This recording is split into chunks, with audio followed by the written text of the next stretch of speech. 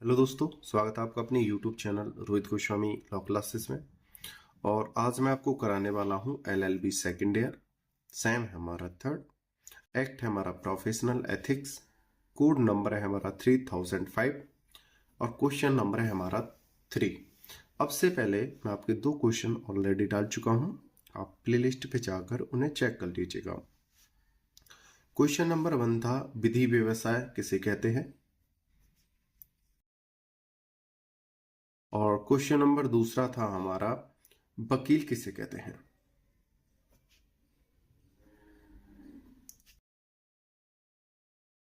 विधि व्यवसाय और वकील किसे कहते हैं, ये 2 क्वेश्चन है आपके, मैं ऑलरेडी करा चुका हूं, देख लीजिएगा प्लेलिस्ट पे।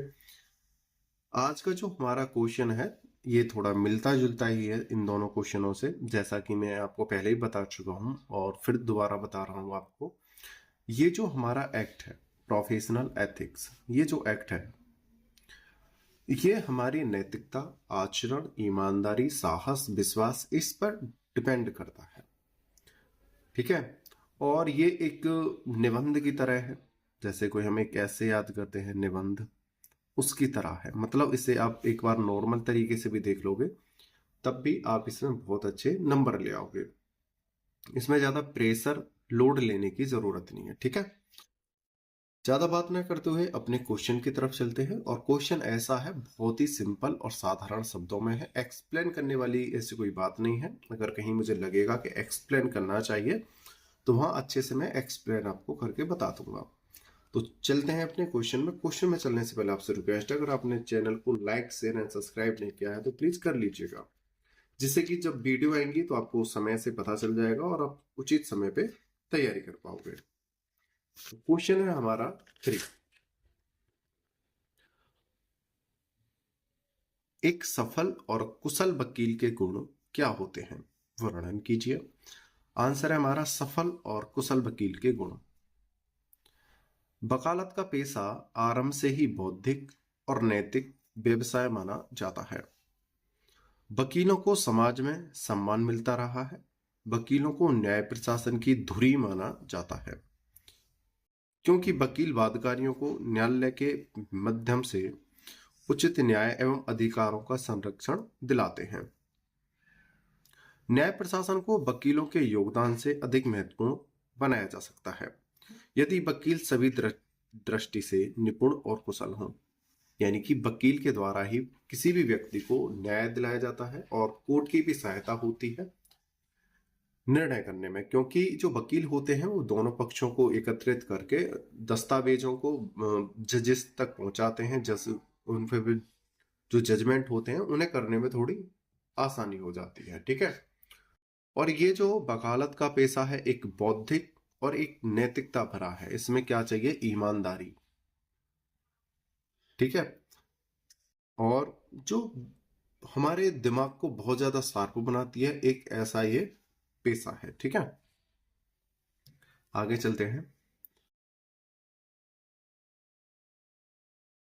जस्टिस ओबेट मेरी के अनुसार एक वकील में सफलता पाने के लिए ईमानदारी, साहस, परिश्रम, विनोदी, वाक्पटुता यानी बोलने की कुशलता, मतलब बोलने में बहुत ज्यादा चालाक हो, कुशलता, निर्णय और अधिक सदस्यता के गुण होने चाहिए। इसके अभाव में वकील सरल सफलता प्राप्त नहीं कर सकता। देखो, ये जो ओबेट मेरी ने गुण बताए हैं ये प्रत्येक व्यक्ति को मालूम है, सब व्यक्ति जानते हैं।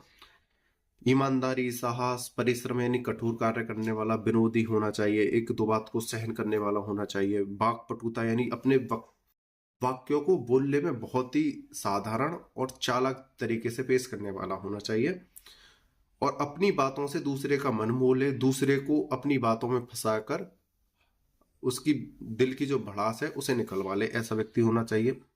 ठीक है, नहीं तो आप एक अच्छे वकील नहीं बन पाओगे। आगे चलते हैं।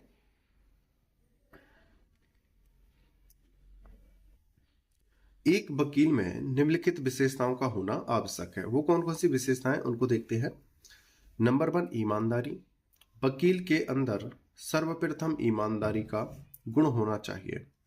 उसे न्यायालय, और पक्षकारों के प्रति ईमानदार होना चाहिए, क्योंकि वकील का सम्मान सभी लोग करते हैं। ईमानदारी के अभाव में वकालत का पतन हो जाएगा। देखो, सबसे पहले है ईमानदारी, जैसा कि मैं आपको काफी बार बता चुका हूं और यहाँ पे भी लिखा हुआ है ईमानदारी।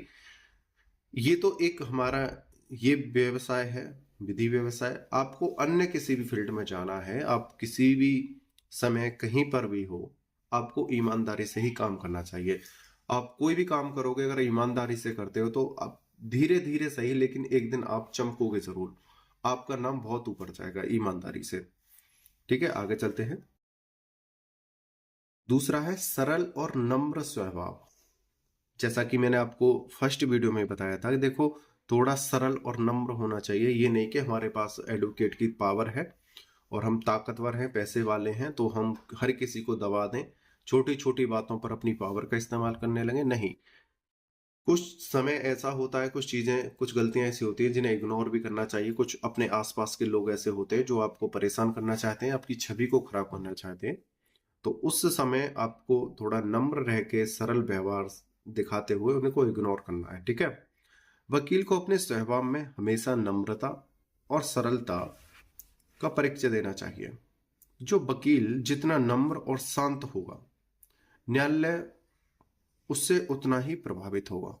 अगर आप बहुत साधारण तरीके से पेश आते हो और सभी से प्यार से बात करते हो, एक आध की बातों को इग्नोर करते हो जो आप एटीट्यूड वाली होती है अन्य लोगों में, तो धीरे धीरे ही सही, लेकिन आपको सभी लोग जानने पहचानने लगेंगे कि भाई बहुत अच्छे व्यक्ति हैं, जल्दी से आक्रोश नहीं आता है, गुस्सा नहीं आता है, लेकिन चालाक बहुत है, ईमानदार बहुत है और वाक्पटुता भी काफी तेज है, यानी कि सब सर्वगुण संपन्न है। और आपसे लोग बहुत जल्दी जल्दी जुड़ने भी लगेंगे और आपका सम्मान धीरे धीरे सब लोग करने लगेंगे और आपका नाम बहुत ऊपर चला जाएगा। तो सरल स्वभाव और नम्र स्वभाव होना चाहिए। ठीक है। अपनी ताकत को हर वक्त नहीं दिखाना है, हर छोटे बड़ों पे नहीं दिखाना है। जब वो ऐसा वक्त आएगा जब बीत ही नहीं रही है, तब अपनी ताकत का, अपनी पावर का इस्तेमाल करना है। ठीक है। तीसरा पॉइंट है मनोवैज्ञानिक। वकील को मनोवैज्ञानिक होना चाहिए। वकील को मानव मनोविज्ञान जानना जरूरी है। पक्षकार तथा न्यायाधिकारी दोनों के ही उसे उसके मानसिक व्यवहार को समझना और उसी के अनुरूप अपना रास्ता निर्धारित करना होता है।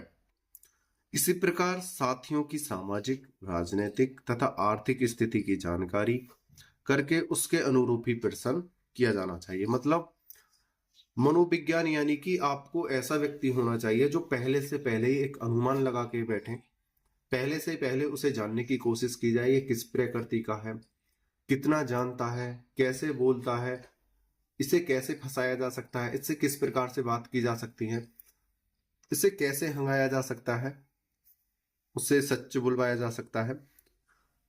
ये एक चालाकी किसके अंदर होनी चाहिए? वकील के अंदर। और मनोविज्ञान उसे पहले से पहले परखे किस प्रकार के, किस प्रकृति का बंदा है। ठीक है। चौथा पॉइंट है, सबसे महत्वपूर्ण पॉइंट है हमारा, गहन अध्ययन। एक वकील के लिए विधि का गहन अध्ययन करना प्रथम तथा महत्वपूर्ण कार्य होगा। भाई, बिना अध्ययन करे हम किसी भी फील्ड में सक्सेस नहीं हो सकते हैं। कोई भी फील्ड हो आपका, आपको गहन अध्ययन करने से ही कुछ मिलेगा। ठीक है। तो यहां पे बोला है आपको गहन अध्ययन करना पड़ेगा। यह आवश्यक नहीं है कि उसे सभी विधियों का ज्ञान हो, परंतु उसे किसी विशेष विधि में विशेष जानकारी होनी चाहिए। जैसे कि वकील विभिन्न विभिन्न प्रकार के होते हैं, सिविल होते हैं, क्रिमिनल होते हैं, अकाउंटेंट से रिलेटेड होते हैं। तो आपको अपना एक क्षेत्र चुनना है, उस क्षेत्र में आपको एक अच्छा वकील बनना है। ठीक है। जिस प्रकार से सब्जेक्ट के टीचर होते हैं, कोई इंग्लिश पढ़ाता है, कोई मैथमेटिक्स पढ़ाता है, कोई फिजिक्स, कोई केमिस्ट्री, कोई बायो, तो उसी प्रकार से आपको भी एक अपनी कार्य प्रगति की तरफ चलना है। एक विधि का आपको अच्छा ज्ञाता बनना है। सिविल, क्रिमिनल जो मेन पॉइंट पे यही ज्यादा रहते हैं, तो आपको एक चीज में ज्यादा अध्ययन करना है जिसके आप 100% सर्वोपरि मतलब अपना दे सको, उसमें अपना 100% उसमें दे सको। ताकि वह उससे संबंधित बात को तय कर सके। वकील को नवीनतम विधि परिवर्तनों के बारे में जानकारी होनी चाहिए ताकि उसे सामाजिक विधि की नवीनतम जानकारी हो सके। जैसा कि जब कभी किसी विधि में संशोधन या बदलाव होता है, उसकी भी उसे क्या होनी चाहिए, नॉलेज होनी चाहिए, जिससे कि वो अपने केस में मजबूती से पकड़ बना सके। कठोर परिश्रम। वकील को एक कठोर परिश्रमी भी होना चाहिए। किसी व्यवसाय, वाणिज्य या व्यापार में यह परिश्रम ही है जो किसी व्यक्ति का भाग्य निर्माण करता है। आप किसी भी फील्ड में हो, आपको कहीं पे भी आपकी रुचि है, आपको कठोर परिश्रम करना जरूरी है। ये नहीं है कि हम शिक्षा ग्रहण कर रहे हैं तो हमें कठोर परिश्रम नहीं करना है, कि एक मजदूर ही कठोर परिश्रम करता है। सिर्फ आप किसी भी फील्ड में हो, चाहे आपकी कुर्सी की नौकरी हो, चाहे आपकी मजदूरी की नौकरी हो, आप छोटे हो या बड़े हो, आपको अपने फील्ड में कठोर परिश्रम करना ही है। अगर कठोर परिश्रम आप नहीं करोगे तो आप नहीं चमकोगे, आपका नाम नहीं होगा, आप सक्सेस नहीं होगे। ठीक है। अगर आप विधि के स्टूडेंट हो तो आपको विधि में कठोर परिश्रम करना होगा और एक दिन आप अच्छे पद पर नियुक्त हो जाओगे। कठोर और नियमित कार्य की क्षमता के बल पर ही मनुष्य इस व्यवसाय में आगे बढ़ सकता है। देखो, जो लॉ का जो व्यवसाय होता है, वकालत का जो पेशा होता है, ये बहुत ही लंबा और जटिल होता है। तो इसमें बोला है कि आप लगातार मेहनत करते रहो, अध्ययन करते रहो, कठोर परिश्रम करते रहो, आप सक्सेस हो जाओगे। यहाँ पर सीढ़ी दर सीढ़ी चढ़ना है आपको। ठीक है। लिफ्ट का इस्तेमाल नहीं करना है। जैसे लिफ्ट होती है, यहाँ से हमें डायरेक्ट ऊपर लेके चली जाती है, हमें इन सीढ़ियों का पता ही नहीं होता है जिंदगी में क्या है।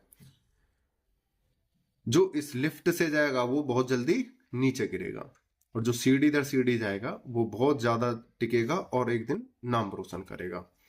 ठीक है, सक्सेस हासिल कर लेगा। तो हमें धीरे धीरे धीरे धीरे कठोर परिश्रम करते हुए जाना है। ये धीरे धीरे सीढ़ियां क्या है? आपका ईमानदारी है, आपका अनुभव है, कठोर परिश्रम है, वाक्पटुता है, गहन अध्ययन है। इस प्रकार से आपको धीरे धीरे धीरे धीरे जाना है। ठीक है। और बहुत से बच्चे क्या करते हैं, किताबें रटी, पहुंच गए कोर्ट में। ऐसा नहीं है। आपको सारी चीजें, अनुभव, वाक्पटुता, नैतिकता, आचरण, व्यवहार, इन सभी से गुजरना है। ठीक है। हमेशा एक सुस्त व्यक्ति संसार में कोई भी कार्य एक सुस्त व्यक्ति संसार में कोई भी उन्नति नहीं कर सकता। हमेशा मेहनत करता की ही विजय होती है।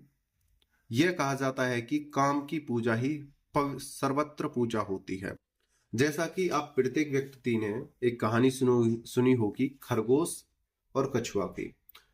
खरगोश जो था वो थोड़ा घमंडी था कि मैं तो बहुत तेज दौड़ता हूं और मैं कछुआ से आगे निकल जाऊंगा। लेकिन कछुआ को क्या था, ये था कि भाई मैं धीरे धीरे चल पाता हूं, मुझे लगातार ही चलना होगा, तभी मैं खरगोश से जीत पाऊंगा।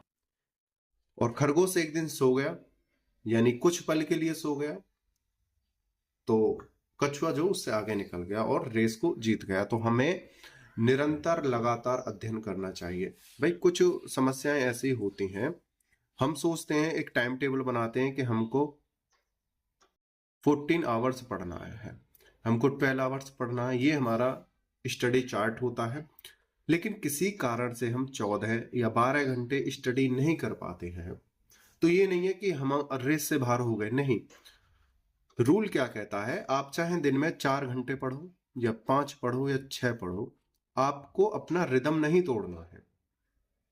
आपको क्या है, चलते रहना है। चाहे आप अपने टाइम टेबल जो आपने सेट करा है, जैसे आपने 8 करा है, 10 करा है घंटे, ठीक है, आपको ये नहीं है कि आप किसी दिन 8 घंटे नहीं पढ़ पाए तो आपका जो नियम है वो टूट गया। नहीं भाई, जिंदगी का हिस्सा है, हमारी जिंदगी में उतार चढ़ाव आते रहते हैं, हंसी खुशी, गम, दुख, ये सब के जीवन में आते जाते रहते हैं। ठीक है। तो उस समय भी हमें क्या करना होता है, अपने आप से एडजस्टमेंट करना होता है, अपने आप से खिलवाड़ नहीं करना चाहिए। बहुत से लोग क्या करते हैं, कमरे में अपने आप को बंद कर लेते हैं और सारी चीजों को त्याग कर कहते हैं कि अब हमें सक्सेस होना है, वो क्या है, एक डिप्रेशन के शिकार हो जाते हैं एक समय के बाद। ठीक है, तो हमें क्या है, निरंतर आगे जाना है। चाहे आप 2 घंटे पढ़ो, 4 पढ़ो, 6 पढ़ो, 8, 10, 12, 14, जो आपकी लिमिट हो वो करो, लेकिन आपको डेली करना है, डे टू डे। ठीक है, और किसी कारण से आपके एक आध दिन की गैप हो जाती है, कोई कारण आ जाता है, तो आप अपने आप को कमजोर ना करो, लेकिन निरंतर करते रहो। ये नहीं कि फिक्स ही पढ़ना है, ऊपर नीचे हो जाए कोई दिक्कत नहीं है, लेकिन अपने आप को निरंतर बढ़ाते रहो। ठीक है, उसी को कहते हैं कठोर परिश्रम। और हाँ, अपना कोई एक फील्ड चुन लो कि हमें किस फील्ड में जाना है। अपना जैसे बोलते हैं ना, ए प्लान बना लो कि मुझे अपनी लाइफ में करना क्या है। और ए प्लान के साथ साथ जो स्मार्ट बच्चे होते हैं, जो दिमागदार होते हैं, वो एक के साथ साथ एक बी प्लान भी बना के चलते हैं, जो चालाक व्यक्ति होते हैं। सपोज करो किसी कारण से ए प्लान ऑफ होता है, तो हम बी प्लान को देखेंगे और उसमें अपना भविष्य चमका लेंगे। और बहुत से क्या करते हैं, ए बी और सी 3 प्लान लेके चलते हैं अपनी जिंदगी में, और कहीं ना कहीं वो अपनी जिंदगी को सेट कर लेते हैं। ठीक है, अब ये बोलोगे ए बी सी क्या है, ये हैं आपके अपने काम से रिलेटेड। ठीक है, जैसा कि आप मुझे देख रहे हो, मेरा मेन उद्देश्य क्या है, गवर्नमेंट एडवोकेट या पीसीएस जे होता है मेन। ठीक है, ए प्लान में ये आते हैं। बी प्लान में अगर मेरा कुछ नहीं होता है तो मेरा यूट्यूब चल रहा है। अगर ये भी नहीं हो पाता है, मेरा यूट्यूब किसी कारण से बंद होता है, अगर मैं कहीं सफल नहीं हो पाता हूं, तो तीसरा प्लान मेरा है, मैं अपना कोचिंग सेंटर खोल के बैठ सकता हूं। ठीक है, कहीं भी। तो इस प्रकार से अपनी लाइफ में एक ही चीज से रिलेटेड अपने प्लान बनाइए, हो वो एक ही चीज से रिलेटेड। ठीक है, तो इस प्रकार से ए बी सी या ए बी आप प्लान बना के चलिए और कठोर परिश्रम करिए। देखो, कठोर परिश्रम के ऊपर मैंने 4-5 मिनट आपके लिए हैं, सिर्फ आपको समझाने के लिए। ठीक है, ये भी आपको बहुत जरूरी है समझाना। ठीक है, आगे चलते हैं। विनोदी और वाक्पटुता, मतलब अपनी बातों को बड़े ही सरल तरीके से पेश करना और दूसरे को अपनी बातों में फंसाना, उससे सत्य उगलवाना। ठीक है, और बड़ी ही चालाकी से अपने मतों को, अपने वाक्यों को पेश कर देना। ठीक है, कभी कभी विनोदपूर्ण हास्य न्यायालय में बहुत लाभदायक हो जाता है। न्यायालय और सहकर्मी वकील कभी कभी लंबी बहस के कारण अनियमित अन्यमनस्कता महसूस करने लगते हैं, मतलब एक अच्छा सा फील नहीं करते, वो चिड़चिड़े भाव के से हो जाते हैं उस समय। ऐसी स्थिति में वकील का विनोद और वाक चातुर्य न्यायाधिकारी को दूसरी दिशा में मोड़ देता है। मतलब आपको वो चिढ़ाएगा, आपको गुस्सा दिलाने की कोशिश करेगा, और वो चाहता है कि आपको गुस्सा आए, आपको चिड़चिड़ापन महसूस हो, आप अनकंफर्टेबल फील करो। उस समय आपको क्या है, धैर्य बना के रखना है। ठीक है, आपको परेशान नहीं होना है। उस समय उसका मुंह तोड़ जवाब देना है। डिप्रेशन, बीपी लो, हाई या लो नहीं करना है आपको, बहुत संयम से काम लेना है। ठीक है, अभिव्यक्ति की कला, वकील में किसी बात को व्यक्त करने की चतुरता होना आवश्यक है। न्यायालय में अपनी बात को सुंदर भाषा में और प्रभावी रूप से व्यक्त करने वाला वकील ही सफलता प्राप्त कर सकता है। मतलब जैसा कि अभी मैंने बताया है, विनोदी और वाक्पटुता, वो आपको परेशान करेगा, आपको चिढ़ाएगा, आपको परेशान करने की कोशिश करेगा, आपको नहीं होना है। और साथ ही साथ आपको अपने, जब आपका मौका आए तब अपने शब्दों को अच्छे से व्यक्त करने की कोशिश करनी है और अपना 100% देना है। बी मलिक के मतानुसार जिस वकील का भाषा पर अधिकार और नियंत्रण होता है, वह व्यक्ति उतना ही सम्मान के योग्य समझा जाता है। आगे चलते हैं। देखो, जिस भाषा में आप वकालत का कर रहे हो, जो आपका वकालत का पेशा जिस भाषा में चलने वाला है, उस पर आपको अच्छी तरह से पकड़ होनी चाहिए। ठीक है, आपकी बोलने की लहजा, आपका बात करने का तरीका, ये बहुत सुंदर और प्यार भरा होना चाहिए। सामने वाले को लगे कि आप गुस्से में भी बड़े फूल से झाड़ रहे हो। न्यायाधीश आपको देखेगा, ठीक है, कर्मचारी आपको देखेंगे, सब कोर्ट आपको देखेगा। उस समय ही आपको अपनी छवि क्या है, बनानी है कि भाई कितने ही नम्र स्वभाव के वकील हैं, कितने प्यारे इनके व्यक्तित्व हैं, तो उस समय आपको संभल के रहना है, अपने वाक्यों को संभल के पेश करना है, और वहीं से आपको एक अच्छे वकील बनने की सीढ़ी प्राप्त होती है। आगे है साहस। साहस वकील का प्रमुख गुण है। साहस का तात्पर्य अपने पक्षकार की बात को न्यायालय के समक्ष निडरता और निर्भीकता पूर्वक पेश करना है तथा अनुकूल और प्रतिकूल परिस्थितियों में धैर्य बनाए रखना है। देखो, जैसे सामने वाला वकील है, आपको गुस्सा भी दिलाएगा, आपको चिढ़ाएगा भी, आपको डराने की कोशिश भी करेगा, तो उस समय आपको ना तो चिढ़ना है ना डरना है, आपको हौसले के साथ उसके जवाबों का जवाब देना है बिना डरे हुए। ठीक है, उससे आंख से आंख मिला के बात करनी है वकील से। आपको ऐसा महसूस नहीं कराना है कि मैं उससे डरा हुआ हूं, और नहीं, आपको डरना ही नहीं है, क्योंकि वो उसका कार्य है। वो अपनी वाक्पटुता और बोलने की कला को आपके सामने प्रदर्शित कर रहा है, आपको परेशान करने की कोशिश कर रहा है, जो एक वकालत के पेशे का क्या होता है, हिस्सा होता है, अंग होता है। तो वो चालाकी से काम कर रहा है, तो आपको भी चालाकी से ही उसका जवाब देना है, चिढ़ना नहीं है, गुस्सा नहीं लाना है, निडर होकर उससे बातें करनी है, जवाब देना है। असफलता मिलने पर वकील को न तो घबराना चाहिए और न ही धैर्य खोना चाहिए, बल्कि प्रतिकूल निर्णय होने पर अपील करने की ओर ध्यान देना चाहिए। और अगर आप किसी केस में हार गए हो या किसी कारण से सामने वाला वकील आप पर हावी हो रहा है, तो उस समय आपको धैर्य बनाकर साहस से खड़ा रहना है। ठीक है। साहसी वकील की विधि पेशे में सफलता प्राप्त कर सकता है। साहसी वकील ही विधि पेशे में सफलता प्राप्त कर सकता है। ठीक है, ये कुछ महत्वपूर्ण गुण थे जो एक वकील के अंतर्गत होने चाहिए। सही है। आपका साहस, गहन अध्ययन, बोलने की कला, आपकी नॉलेज, आपका आचरण, व्यवहार, नैतिकता, ये आपको महान बनाती हैं। अगर किसी स्टूडेंट को यहाँ पे हेडिंग्स कम लगे, जैसे 8 पॉइंट है, तो आप अपनी तरफ से भी कुछ ऐड कर सकते हो और एक प्यारा सा निष्कर्ष लिख देना। ठीक है। निष्कर्ष का मतलब एक अच्छे वकील के गुण क्या होते हैं, क्यों होना चाहिए, हमें इस क्वेश्चन से क्या सीखने को मिला है, ये सब आपको एक निष्कर्ष में परोने हैं। और आप इतने शिक्षित हो कि आप अपनी तरफ से भी बहुत अच्छे अच्छे शब्द अपने पेश कर सकते हो, परो सकते हो अपने क्वेश्चन आंसर में। ठीक है। अगर आपकी राइटिंग अच्छी है और आप थोड़े से चालाकी से काम लेते हो, तो अपने एग्जामिनर को आप हैप्पी कर सकते हो, खुश कर सकते हो, उसका मन मोह सकते हो अपनी राइटिंग से और अपने शब्दों से। ठीक है। उम्मीद करता हूं यह वीडियो आपको अच्छी लगी होगी। वीडियो में आपने इतना सारा प्यार दिया है, कमेंट करिए हैं अब से पहले जो वीडियो हैं, तो उसके लिए मैं आप सभी को धन्यवाद देना चाहता हूं। बहुत जल्दी आपकी और वीडियो अपलोड करने वाला हूं। अगर किसी को पीडीएफ चाहिए तो वो हमारे कॉन्टैक्ट नंबर पे मैसेज करके पीडीएफ प्राप्त कर सकता है। अपने वीडियो को अंत तक देखा, मुझे अच्छे से सुना, उसके लिए धन्यवाद। टेक केयर, बाय बाय, जय हिंद, जय भारत।